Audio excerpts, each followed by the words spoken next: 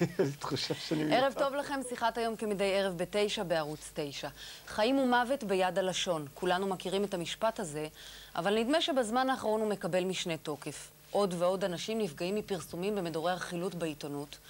הערב ננסה לברר מהו הקו האדום ואם הוא קיים בכלל. ערב טוב לניר אלימלך. ערב טוב. אחיה של הדוגמנית והשחקנית ענת אלימלך, זיכרונה לברכה. למה אתה כועס על מדורי הרכילות? למה אני כועס על מדורי הרכילות? קודם כל, אני לא כועס על מדורי הרכילות. אין לי שום דבר נגד מדורי הרכילות או נגד רכילאים שיושבים איתנו באולפן. כן. אני חושב שבנושא שלנו זה מעבר לרכילות. כי זה לא שמישהו כותב פה על מישהו שישב באיזשהו מקום או נפגש עם איזה מישהו באיזשהו מקום. יש פה גם את הגורם האנושי, סיפור מאוד כואב הסיפור שלנו. אתה מרגיש שמדורי רכילות פגעו בך? פגעו בכם? אני לא יודע אם מדורי רכילות כמו העיתונאים, כי זה יותר כתבות ולא שתי שורות של רכילות. אבל נתקלנו גם בנושא הזה של רכילות. אם פגעו בנו, כן. אנחנו עוד נחזור לסיפור הזה בהמשך. שלום לדורון בראון. ערב טוב. רכילאי בעיתון אנשים. באמת יש לכם כזה כוח? יש לנו כוח אדיר לדעתי, לפעמים אפילו קצת גדול מדי. יש לנו כוח לכתוב כמעט הכל, ורוב הדברים תלויים באמת עד כמה יש לנו יד חופשית. יש עיתונים, לצערי דווקא הגדולים, כמו ידיעות אחרונות, שבהם עוד לא מזמן כשהיה מדור רכילות, אז ניתנה שם יד חופשית לבן אדם שאני בטוח שאתה לא מסמפת במיוחד. בוא לא ניכנס לשמות של מדורי רכילות ספציפיים בעיתונים. אני רק אומר ששם הייתה יד חופשית, ודווקא שם האבסורד הגמור הוא שמדובר בעיתון ארצי הגדול ביותר במדינה, ואין שם כמעט עריכה. זאת אומרת, אותו בחור צעיר שכתב את המדור, קיבל יד חופשית לכתוב הכל. אתה לא פוחד להחזיק כל כך הרבה כוח בידיים שלך? אני מאוד אוהב כוח, אני איש של שררה.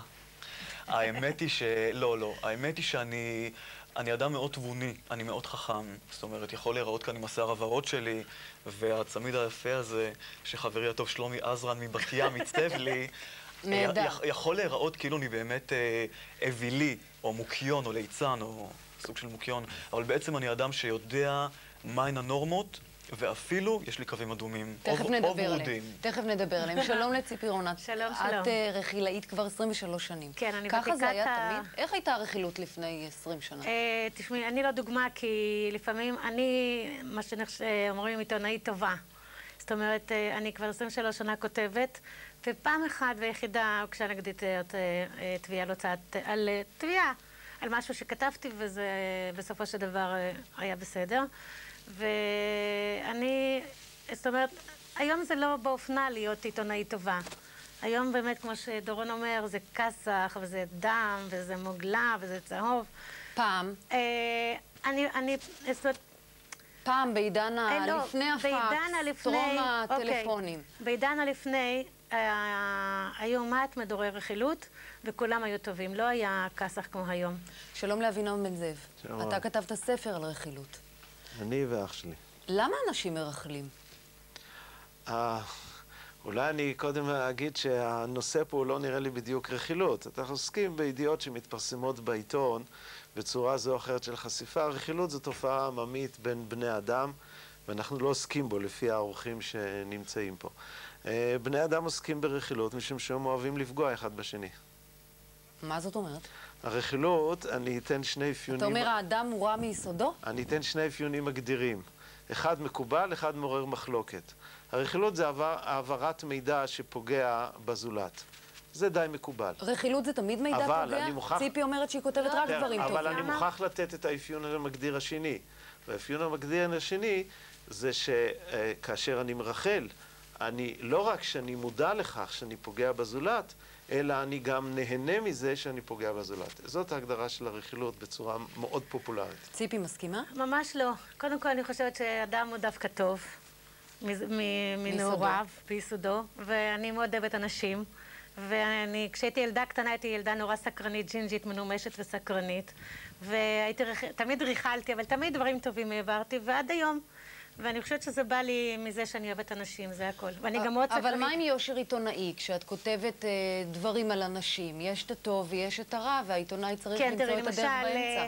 אז אוקיי, תראי, למשל, הרבה פעמים קורה שמישהו בא אליי, כי אני מכירה את כולם הרי בעיר הזאת, אז מישהו בא ואומר לי, ציפי, למה את אף פעם לא כותבת אליי? אז תמיד אני אומרת להם, תשמע, טוב, אין לי מה להגיד עליך, ורע אני לא רוצה, אז שתוק, אל תבקש שאני אכתוב.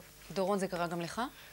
קראו לי הרבה דברים בחיים. אני רק רוצה להיות יותר רלוונטי ברשותכם ולהגיד לאבינועם כאן שאני חייב להודות שעל פי היכרותי עם רכילאים רבים, דווקא מאזור המרכז, יש באמת שררה, כמו שהזכרתי, אנשים שנהנים להפעיל כוח ולנצל את המעמד שלהם. אני חייב להודות שכשהגעתי במאי 1999, זה נשמע מרוחק מאוד, לעיתון אנשים, אז החלטתי כבר אז זאת אומרת, מהרגע הראשון אתה רואה את כמות הפניות שאתה מקבל. זאת אומרת, יש לי 2 פלאפונים, שניהם סגורים עם תא קולי, ואני מקבל עשרות למה אנשים טלפונים. רוצים שיכתבו אליהם במדורי רכילות? במיוחד אצלך, כשאתה לא תמיד כותב דברים טובים. אני אתן לך את הדוגמה ההוליוודית. לא, דורון דווקא הוא לא רע. אני קוראת אותו והוא בסדר. למה? אני רע מאוד ואני נהנה. לא, אל תתאמר להיות רע, אתה לא רע, אל תשוויץ. אנשים היו רעים אליי, אז עכשיו אני מוציא את זה על כולם. אבל הוא טוב, מה? האמת שאני נשמה טובה. אבל ענייננו, הגישה היא אמריקאית. כמו שמדונה אמרה פעם, שיכתבו מה שרוצים, רק שיעיתו את השם שלי נכון. spell it right.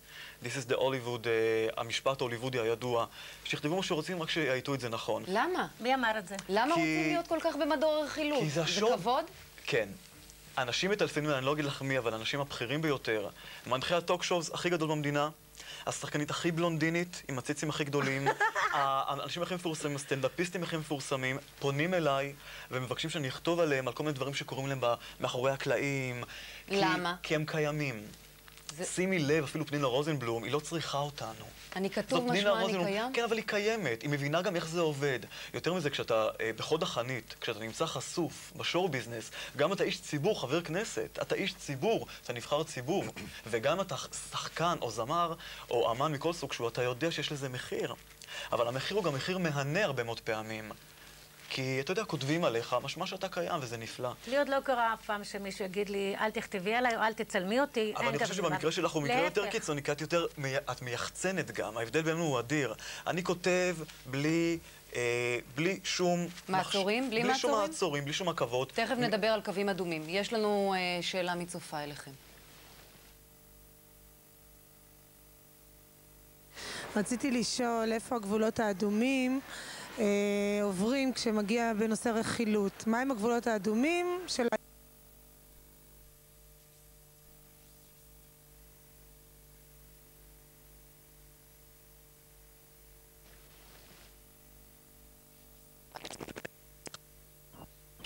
בינינו הוא אדיר. אני כותב בלי שום מעצורים, בלי שום עכבות. תכף נדבר על קווים אדומים. יש לנו שאלה מצופה אליכם.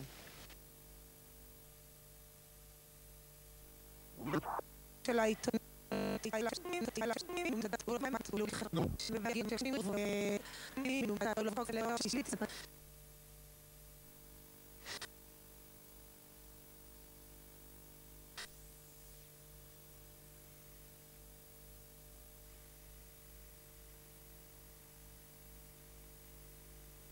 רציתי לשאול איפה הגבולות האדומים עוברים כשמגיע בנושא רכילות. מהם הגבולות האדומים של העיתונאי?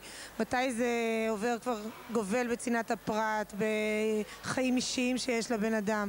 מתי העיתונאי מחליט זה לא וזה כן? ציפי, מתי את מחליטה? תראי, אני כבר החלטתי בזמן רגע, תקלה אומרים לי באוזניה. מה קורה כאן היום? מתרגשים, כי יום אחד אני יותר גדול ממדונה. אני אהיה זמר באמריקה. רוצים לשמוע אותי שר? הוא רוצה לשמוע, אבל הוא לא רוצה להודות בזה שהוא רוצה לשמוע. כולם רוצים הרבה. אתה מאוד רוצה לשמוע אותי שר. לפי דעתי, כשיהיו הכיתוביות,